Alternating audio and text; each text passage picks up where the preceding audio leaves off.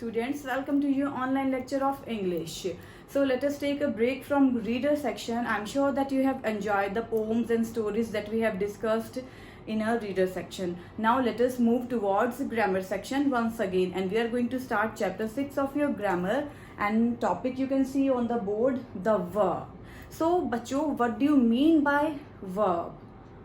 Since your junior classes you have been learning that action or verbs, whatever action we are doing, all these actions are verb.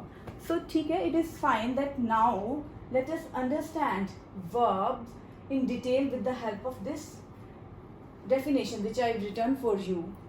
Verbs are words that tell us about an action, a process, state and possession. So I have written few examples also.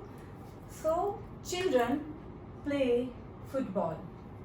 So what kind of action it is occurring here?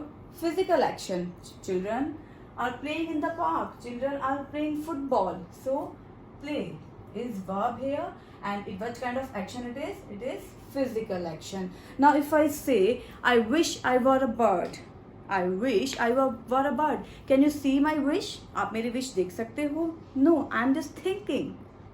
This is my wish. So you cannot see it, and such kind of actions are called mental action. Okay, I wished him luck.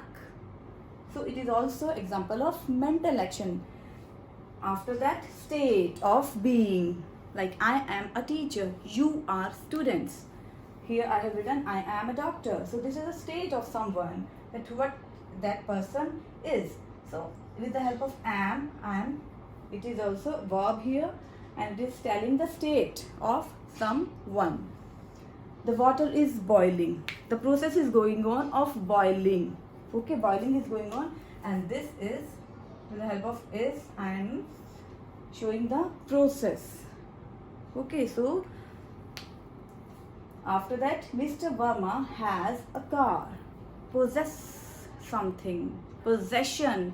Verb shows possession also. So like has, have, with the help of has, have, had, we can show possession. Mr. Verma has a car. He has something. He possesses something. So has, have, with the help of has, have, had, we can show possession. So I'm sure that you all understood the definition of verb and the types of action which I have discussed: physical action, mental action, state of being, process and possession. Now beta, in this topic so many subtopics are given, like transitive verb, intransitive verb, helping verbs, main verbs. So we will be discussing about all the topics in detail, so you have to be attentive. In today's lecture we will be discussing about transitive, intransitive and ditransitive. So children, the very first subtopic which we are going to learn under the topic verb is transitive, intransitive and ditransitive verb. So let us start with transitive verb. A verb is transitive when it requires an object to make a complete sense. So transitive verb does not convey a complete meaning, it conveys incomplete meaning, and it needs an object to make a complete sense. So if I say Mohan painted, what did Mohan paint? Are you getting any answer? No answer. So if I write Mohan painted a wall, Mohan painted a picture, so this painted requires an object, a picture, a wall, whatever it is. So then it is transitive verb. The lion killed, again incomplete. If I write Ryan killed a deer, so it needs, this killed needs an object to make a complete sense. So again this is transitive verb. Okay, now intransitive verb. So intransitive verb is opposite in nature than transitive verb. So intransitive verb, it conveys complete meaning, and we do not need any object to make complete sense. So if I write stars, the stars are twinkling. This is the verb here. So does this verb require any object to make complete sense? No, we do not require any object. The child smiled.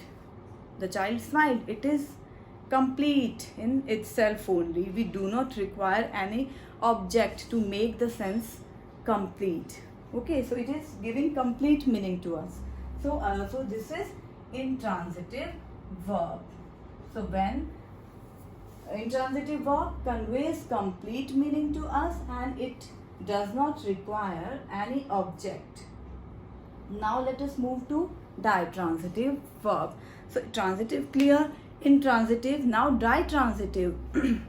So when a verb has two objects, it is called ditransitive. Like, my brother gifted a pen to me. My brother gifted a pen to me.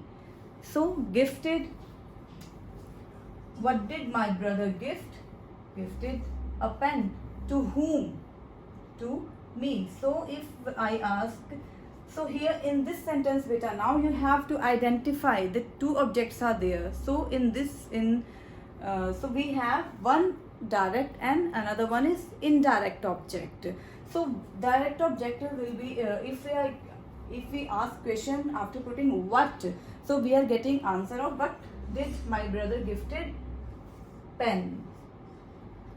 So if we ask question after putting what and we are going to answer, so that will be a direct object, and to whom will be indirect object. So here in this sentence, pen is direct object.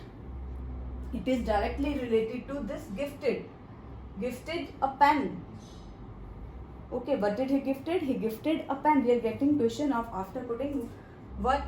So a pen. So this is a direct object, and to whom? To me.